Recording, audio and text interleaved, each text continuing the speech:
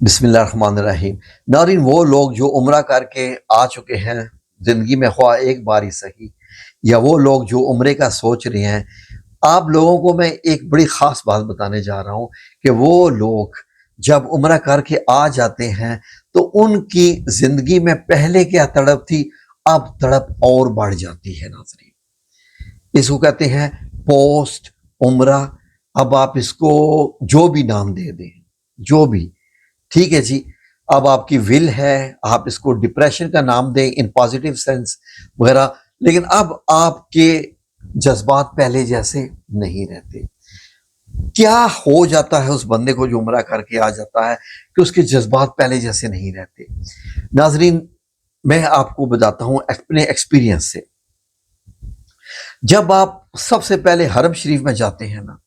آپ مکہ المکرمہ میں داخل ہوتے ہیں، وہ تمام بچپن کی کہانیاں جو آپ نے پڑھی ہوتی ہیں کہ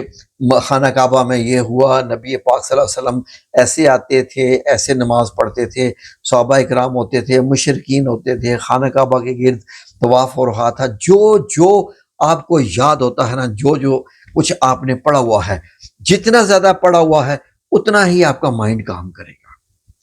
جب آپ کو آواز آتی ہے نا اذان کی، اور آپ لپک کے چل پڑتے ہیں، لپک کر چل پڑتے ہیں، ظاہر ہے کہ مسجد الحرام کی طرف، کہ میں نے آج خانہ کعبہ میں یعنی کہ مسجد الحرام میں جا کے نماز پڑھنی ہے۔ اور پھر آپ دیکھتے ہیں کہ آپ کے ساتھ لاکھوں اور بندے ہیں، اور ہر بندہ جلدی کر رہا ہے نماز پڑھنے میں۔ گھروں میں بیٹھ کے جو لوگ سستیاں کرتے ہیں نماز پڑھنے میں، وہاں پر جا کر بندہ جلدی کر رہا ہوتا ہے، اور دل کرتا ہے کہ سجدے میں اگر آپ چلے گئے ہیں تو آپ سجدے سے ہی نہ اٹھیں، رکوع میں چلے گئے ہیں رکوع میں ہی رہیں، تشہد میں بیٹھے ہوئے ہیں تشہد میں ہی بیٹھے رہیں، اگر قیام کی حالت میں ہیں تو قیام کی حالت میں ہی رہیں۔ یہ جو حالتیں ہوتی ہیں نا ساری، پھر اللہ اکبر کے ساتھ سجدہ، پھر کھڑا ہونا، پھر بیٹھنا، پھر نظروں کے سامنے خانہ کعبہ۔ ناظرین، انسان محسوس کرتا ہے کہ اس کی زندگی جو پیچھے 10 سال، 20 سال، 30 سال، 40 سال، 50 سال، 60 سال، 70 سال، 80 سال، 90 سال، جتنی عمر کا بھی بندہ وہاں گیا ہوتا ہے، وہ کہتا ہے کہ پچھلی میری عمر ساری ضائع، اور یہ جو میں نے یہاں پر یہ وقت گزار رہا ہوں، یہ ہے وقت۔ دائیں بائیں آگے پیچھے اچانک خاموشی، اور اتنی خاموشی جس کو پن ڈراپ سائلنس کہتے ہیں۔ 30 لاکھ بندہ نماز پڑھ رہا ہے، اور اچانک سے جب تشہد میں بیٹھ جاتے ہیں تو اتنی خاموشی ہو جاتی ہے کہ دور مسجد الحرام میں کسی کونے میں ایک چڑیا بولتی ہے یا ابابیل اڑتی ہوئی جاتی ہے تو آپ کو آواز آتی ہے، کسی کونے سے مسجد الحرام کے بچے کے رونے کی آواز آتی ہے، تو آپ کو ایسے لگتا ہے کہ یہاں پر اگر آپ آنکھیں بند کر لیں گے تو آپ کہیں گے کہ آپ دنیا میں اکیلے بندے یہاں بیٹھے ہوتے ہیں۔ پن ڈراپ سائلنس، یہ عبادت دنیا کی کسی دوسرے مذہب میں نہیں ہے ہی نہیں ہے۔ یہ سکون، یہ لمحات، پھر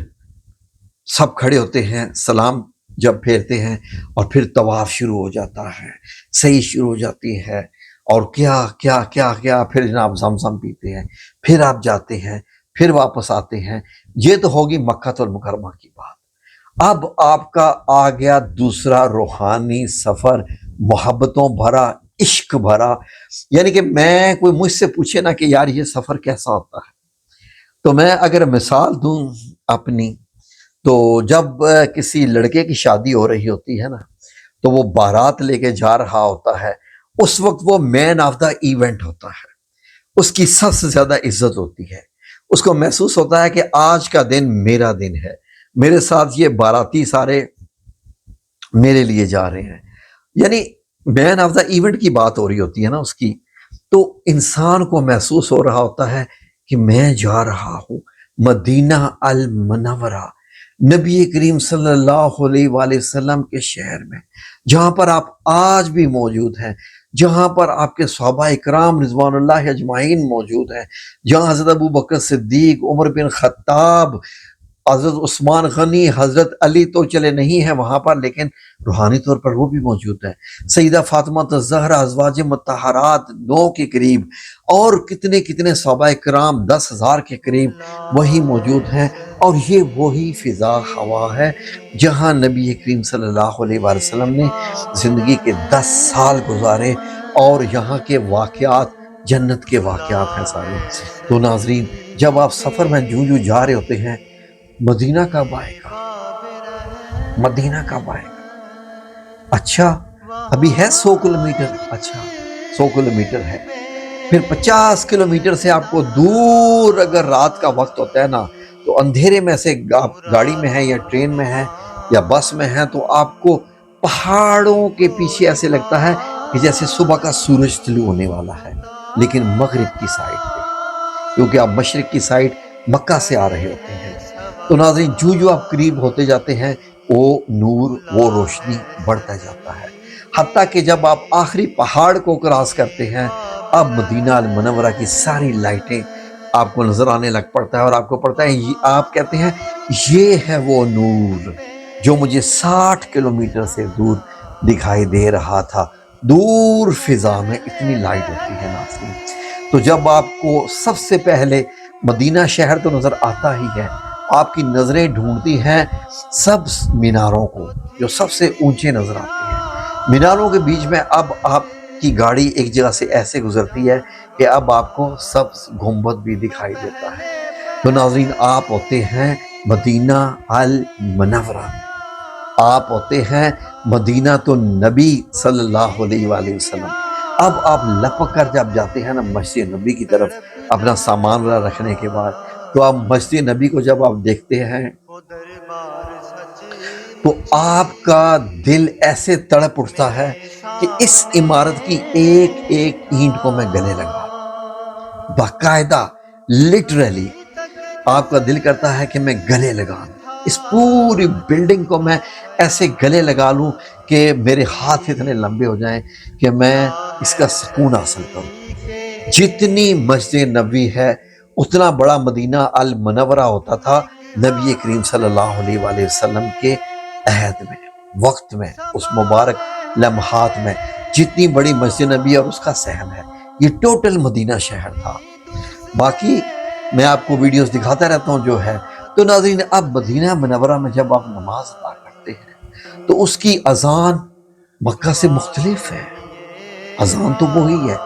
لیکن اب اس اذان میں مٹھاس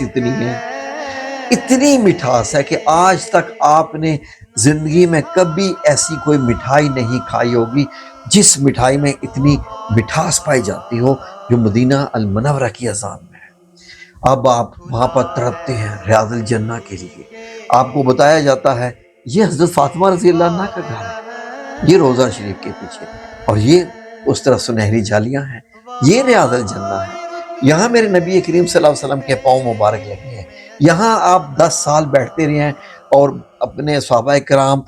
سب کو آپ نماز پڑھاتے رہے ہیں، امامت کرتے رہے ہیں، یہی سارے فیصلے ہوتے رہے ہیں، یہیں پہ تو حضرت جبرائیل آتے رہے، یہی تو وحی نازل ہوتی رہی ہے، یہی تو سارے آپ صلی اللہ علیہ وسلم فیصلے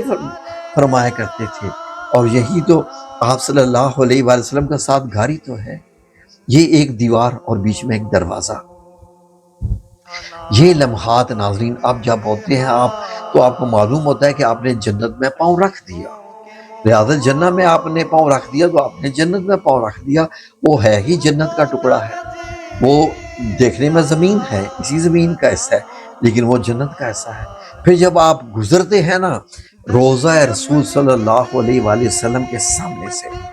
اور جب آپ پڑھتے ہیں الصلاۃ والسلام علیک یا رسول اللہ صلی اللہ علیہ وآلہ وسلم، اگر آپ تھوڑی سی اونچی آواز میں بھی پڑھ دیتے ہیں یا دل میں بھی پڑھتے ہیں تو رسول اللہ صلی اللہ علیہ وآلہ وسلم اپنے مبارک کانوں سے آپ کی آواز سنتے ہیں۔ جن سنہری جالیوں کے سامنے سے آپ گزرے ہوتے ہیں ان کے پیچھے آپ صلی اللہ علیہ وآلہ وسلم صرف 10 فٹ کے فاصلے پر، 10 فٹ 3 میٹر کے فاصلے پر ہیں ان سنہری جالیوں سے، ٹھیک ہے جی۔ تو پیچھے کون ہے؟ اور حضرت ابو بکر صدیق رضی اللہ عنہ، حضرت عمر بن خطاب رضی اللہ عنہ، آپ ان کے اتنے قریب سے گزرے ہوتے ہیں۔ تو ناظرین، اب جب آپ یہ جتنے دن اللہ نے آپ کی قسمت میں رکھے ہوتے ہیں، آپ مدینہ جاتے ہیں، بار بار نماز کے لیے مسجد نبی آتے جاتے ہیں، غزوہ احد جاتے ہیں، غزوہ خندق جاتے ہیں، اور اگر ٹائم ملے تو غزوہ خیبر میں بھی لوگ چلے جاتے ہیں۔ اس کے علاوہ مسجد قبلتین جاتے ہیں، پھر آپ مسجد قباء میں جاتے ہیں اور باقی ساری زیارات کرتے ہیں۔ آپ کو بتایا جاتا ہے کہ یہاں یہ ہوا تھا، وہاں یہ ہوا تھا، غزوہ بدر میں بھی جاتے ہیں۔ یہ سارے مطلب جتنی زیارات ہیں ساری، اگر آپ لوگوں نے سیرت النبی پڑھی ہوئی ہو، یہ واقعات پڑے ہوئے ہوں، میں آپ کو قسم دے کے کہہ سکتا ہوں کہ آپ آنکھیں بند کریں نہ کریں، آپ کو منظر آپ کے سارے دماغ میں چلیں گے، آنکھوں کے سامنے سے چلیں گے۔ آپ کو محسوس ہوگا کہ آپ یہ وقت دیکھ رہے ہیں اور یہ وقت کتنا مبارک ہو جاتا ہے۔ آپ بتائیے، اس سارے لمحات میں سے گزرنے کے بعد جب آپ واپس اسی ملک میں آ جاتے ہیں جہاں پر ذکر ہو رہا ہے کرپشن کا، جھوٹ کا، ملاوٹ کا، لڑائی جھگڑے، مار کٹائی، ایک دوسرے کے ساتھ بات کرنے کی تمیز نہیں ہے، وہ اس سے لڑ رہا ہے، وہ اس سے لڑ رہا ہے، وہ رشتہ داروں نے یہ بات کہہ دی دل ٹوٹ گیا، اس رشتہ دار نے یہ بات کہہ دی دل ٹوٹ گیا، پھل لے کے آئے خراب نکلے، یہ کام کیا خراب ہو گیا، پیسے اس کو دیے وہ کھا گیا۔ یہ ساری چیزیں جب آپ پاکستان میں آ کے دیکھتے ہیں، آپ کہتے ہیں کہاں میں جنت میں تھا اور کہاں میں یہ پھر جہنم میں آ گیا۔ سوری ٹو سے، پاکستان پاک جگہ ہے، لیکن اس وقت جو پاکستان کی حالت ہے، جو پاکستان میں ایک نظام چل رہا ہے، وہ ایک غریب بندے کے لیے، وائٹ کالر والے سفید پوش لوگوں کے لیے جو ہے وہ آپ کو نہیں پتا کہ لمحہ لمحہ موت، کیسے لمحہ لمحہ موت۔ تو پھر آپ کہتے ہیں کہ نہیں، مجھے مدینہ لے چلو، میں نے وہیں مرنا ہے۔